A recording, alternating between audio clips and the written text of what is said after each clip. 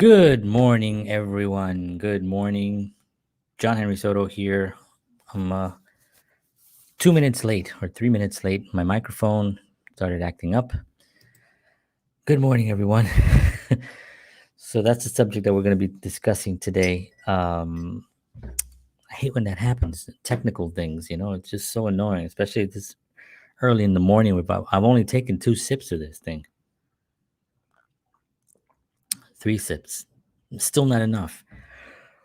But anyway, technical issues, so I apologize. I'm a few minutes late. Um, so today we're going to be talking about really the the energy is about flow, help flow, and how do you ask for help? Who should you ask for help? Why should you ask for help? Does help make you feel inadequate in some way, or have you been made to believe that asking for help was a bad thing? So this is some of the things that we're going to discuss this morning. But how is everybody? If anybody's out there, say hello to me. I like to hear people's voices, even if you're not a huge fan of what I do. But I have turned people in the last year. I've lost a lot of people, but I've gained almost 3 times that amount on those platforms plus on other platforms, which has been really fantastic. So, um, just a quick shout out before I get started. I want to give a quick shout out to the I Love Bayonne group here in Bayonne, New Jersey, which is a group that I started with Frank Maglio, a good friend of mine, business partner. We've done a lot of work in Bayonne. We've done a lot of help projects in Bayonne for a lot of great people here.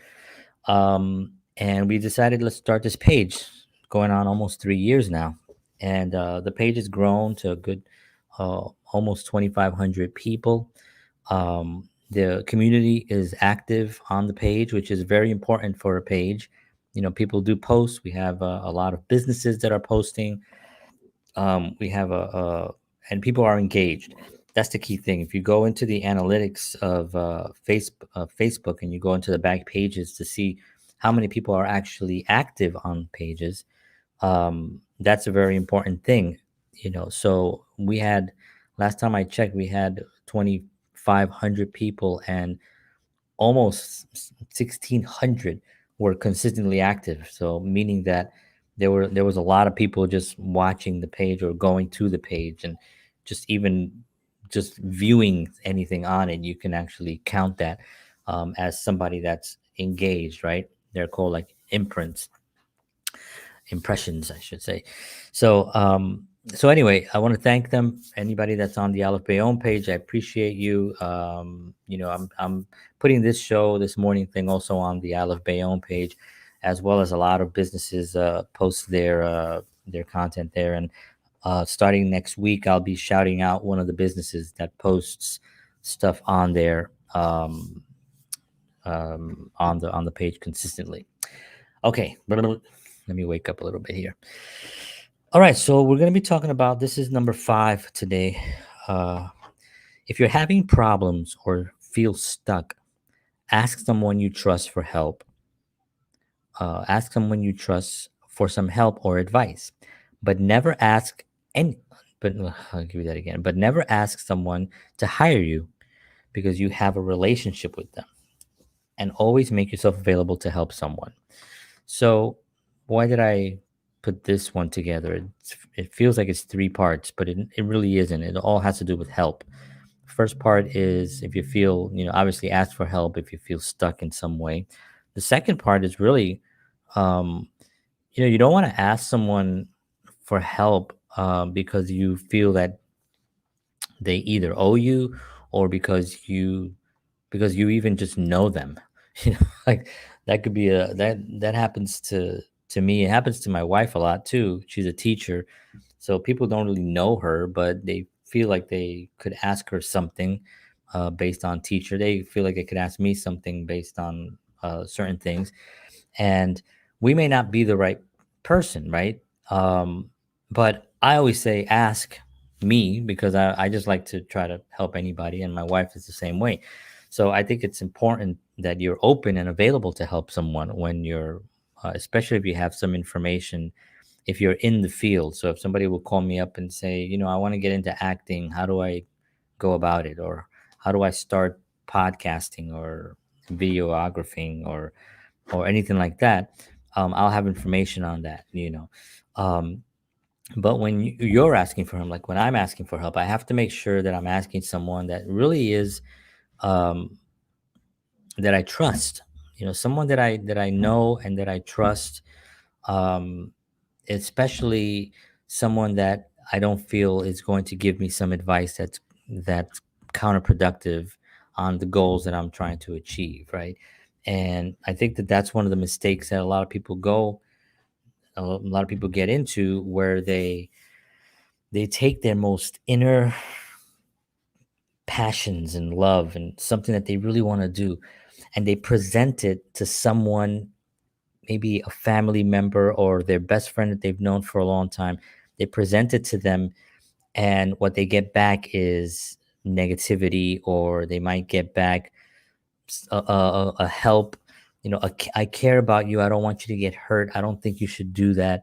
You get that kind of advice, and that's so damaging to a person's goals, especially when it's really something that you've been thinking with a lot, and something that you've been trying to achieve, um, for a very long time.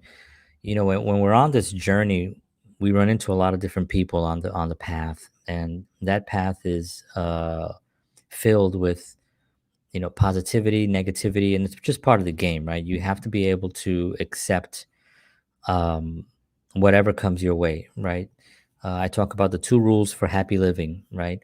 And the first rule is, be able to experience anything. And the second rule is, don't create things that others cannot experience easily, right?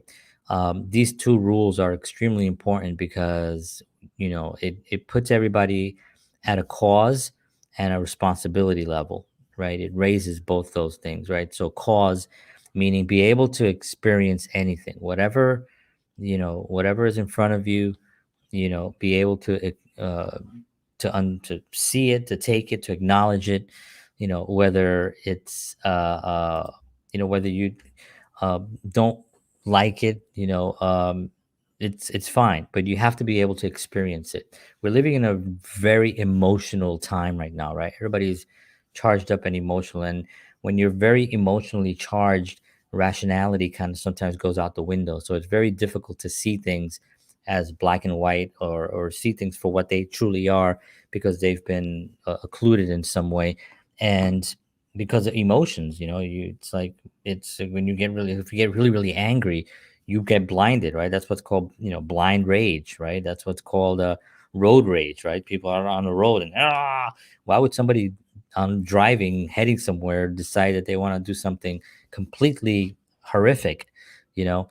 Well, it's because anger, when you're that low, you get into a point where you really can't think straight, and you can't focus on what it is that you want to focus on, or what's important in your life. You can't think of anything. All you could think of is just destroy, right? Good morning. Good morning. It says Facebook user, but I say good morning. It might be Marjorie.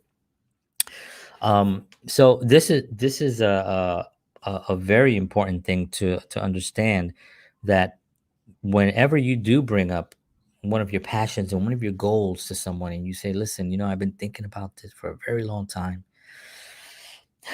I really want to leave my job, and I want to go back to school and get another degree.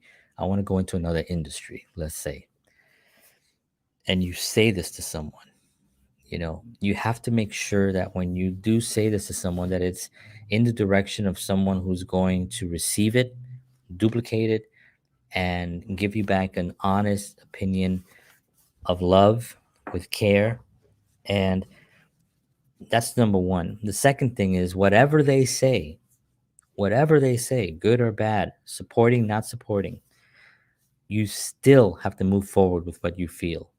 And that's where it gets challenging because people can really uh, sway someone's life pretty quickly, you know, just with a, a bat of an eye, you know. I mean, they'll just with a look, an expression, you know, you ask them this and they look at you with like a kind of strange, like you want to do that, you know, and they wrinkle their foreheads, you know, and they go, "Oh, really?" You know, and that is such a killer, you know, because you want them to go, "Oh, tell me about it. Oh, that's awesome. Yeah, you should definitely do that." Or yeah, you should do it. You know, I'll help you. What do you need? You know, or whatever it is, you know, you still have to move forward, and that's where really you have to be able to experience anything, you know, whether it's good or bad, and keep moving forward on the initial goal that you had. Okay, so that's the first thing that I want to talk about help.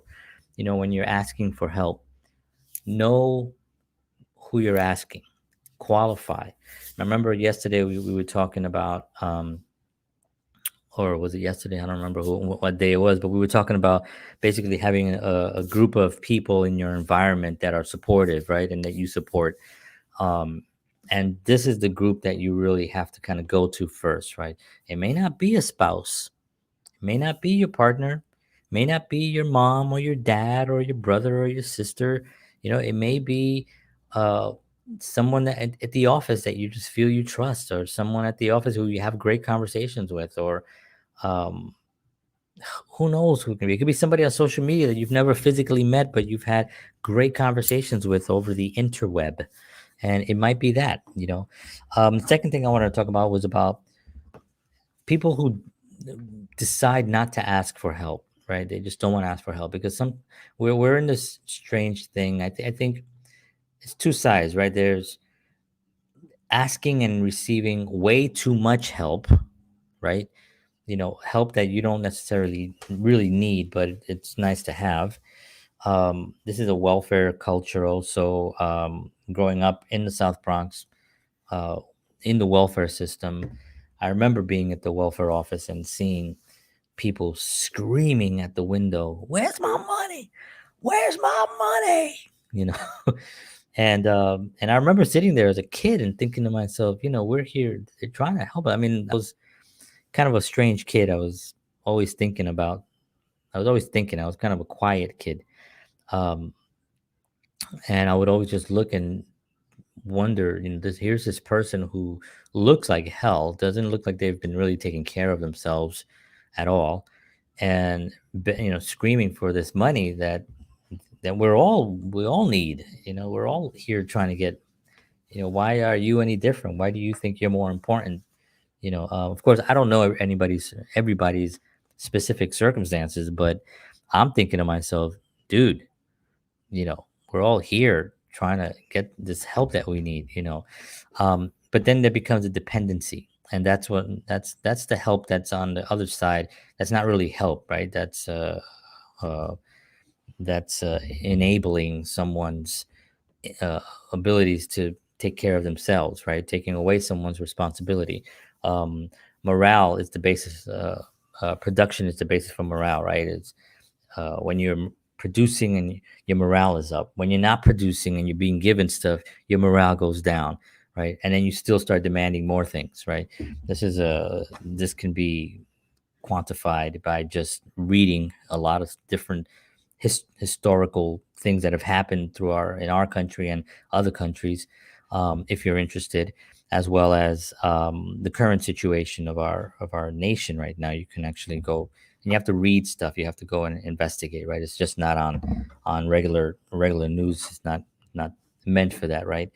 Um, but people consider sometimes asking for help a weakness, a source of somehow a sense of of weakness where you can't do it on your own or whatever, and that's also extremely dangerous and very unfortunate because asking for help is really, you know, asking for help and helping others, you know, just the word help, a help flow, you know, because it's a flow, right? You're helping You're getting help back, you're helping, you're getting help back, and this is a help flow, and that becomes a tremendous opportunity to not only grow as a person, but to help someone else grow and to help that environment that I talked about earlier of individuals that come together and assist one another.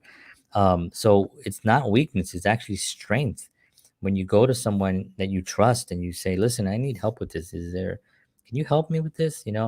Um, and I've learned that because in the past, I think I had a little bit of the didn't want to seem weak, but I overcame that. And now I can I have a group of people that I don't have any problems giving a call and say, listen, I got a question, can you help me with this?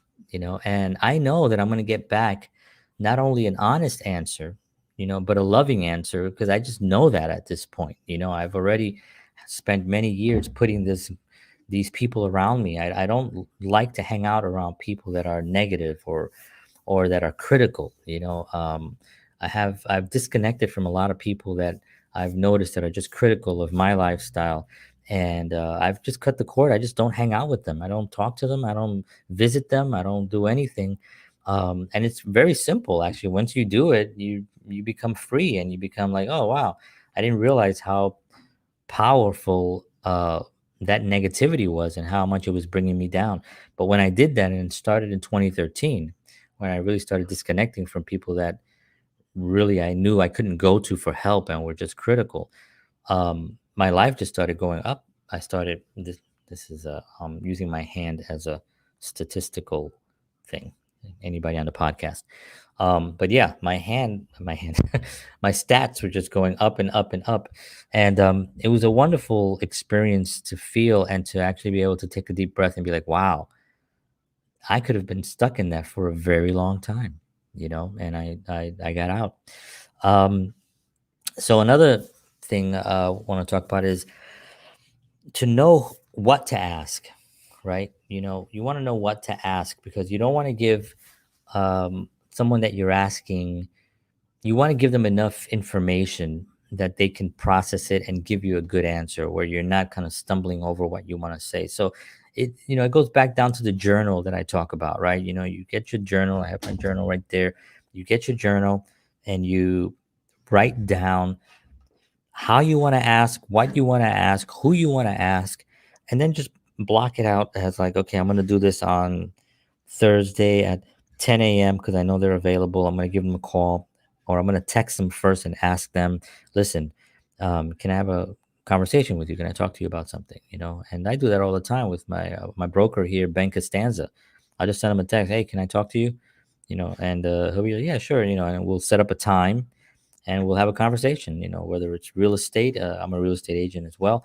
And we'll have a conversation. He's one of my closest friends. So I ask him also just about anything, but I know I'm going to get somebody who's going to listen to me and acknowledge me and give me uh, a good viewpoint, their viewpoint, um, that I can go away with and strengthen my viewpoint and really be able to look at. I'm not changing my idea of what I wanted to do. I'm not drastically shifting it, but I could slightly move directions into another area because I think that what the person said really makes sense. And then the last thing I was going to mention is to create a culture of helpers. Be a helper. Be the one people go to. Be the I am very blessed that I have people that reach out to me, a lot, asking for help. Just wanted to call me, just to talk to me. Listen, I need something. I remember when I was in New York, people would just visit my office. I was working at different health clubs throughout the city, and people that I knew who I don't work with would be like, "Hey, where are you? I'm at work. Can I come by and see you real quick? Yeah, come on down. Set up a time, take my lunch with them. Go out to lunch, and they'll just talk to me about what they're planning on doing, or an idea they had, or even something, a project that they wanted to do with me, um, and that's really I'm blessed. I'm blessed. And so I think it's important to be that person. Try to be the one, the go-to guy or gal that people want to actually ask questions and can trust, that you'll give back a really meaningful response, and really listen to them. Listen to what they're saying, really look at them, understand that they're really stuck somewhere. They really want to do something, and that they came to you to help them. And that's a huge responsibility. Take that responsibility seriously and really try to help them the best, to your best of your ability, right? And that's really what today's message is.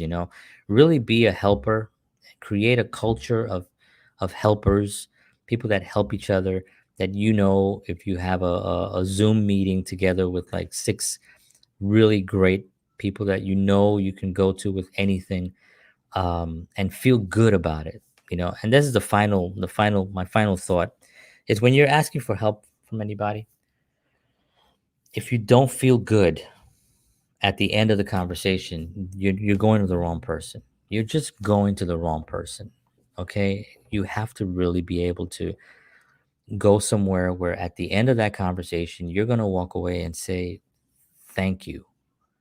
Thank you for enlightening me, for even for setting me straight. Maybe you have a great job that pays really well, and you're thinking, I want to leave this job because I hate the person in accounting. And the person that you're going to for help will be like, well, wait a minute. Don't just knock away this one job for this one. Try to handle the situation with that person in accounting. Um, and they might set you straight. Don't you think you should try it before you destroy your this opportunity? You've been here for a long time. You make a lot of money. Whatever the pros are, right? Again, writing things down. If you're not happy with your current situation, change it. Right. That's number one that we spoke about on Monday. So this is my conversation for the day on help. I think help is a two-way street. I found love on a two-way street and lost it on a... Remember that song? I'm really dating myself because is that early 80s or is that 70s? I mean, I was a kid when that song came out. But anyway, so yes, help is a two-way street. And once you're on that street with a culture, with a culture that you've created or that you've helped create, of other helpers and people that are loving and caring, compassionate, then you're on the right track, or you're on the right road. All right, folks, thank you very much. God bless you all. I will see you Monday morning at 7 a.m. Have a wonderful weekend. Take care of yourselves. Look for me on other platforms, John Henry Soto, at a bunch of different things. If you're interested, on Instagram, I don't do much Twitter anymore, but um, Instagram is really where I am right now, more than anything. And also, you may go to my website, which is johnhenrysoto.com. Bingo. Johnhenrysoto.com, and be able to follow me on different platforms that are not here currently. All right, folks. Thank you very much. God bless you all. Have a great weekend. And as always,